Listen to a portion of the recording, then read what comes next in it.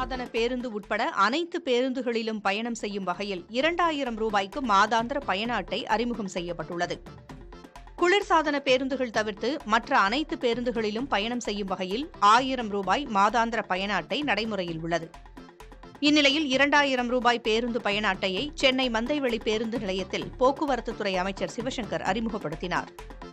இந்த மாதாந்திர பயண அட்டையை பயன்படுத்தி மாநகர போக்குவரத்துக் கழக பயணிகள் குளிர்சாதன பேருந்து உட்பட அனைத்து பேருந்துகளிலும் மாதம் முழுவதும் எண்ணிக்கையற்ற பயணம் மேற்கொள்ள முடியும்.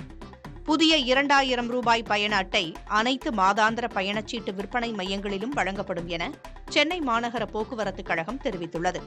தற்போது 50 குளிர்சாதன பேருந்துகள் பயன்பாட்டில் உள்ளதாகவும் மேலும் 225 குளிர்சாதன பேருந்துகளை இயக்க திட்டமிட்டிருப்பதாகவும் தெரிவிக்கப்பட்டுள்ளது.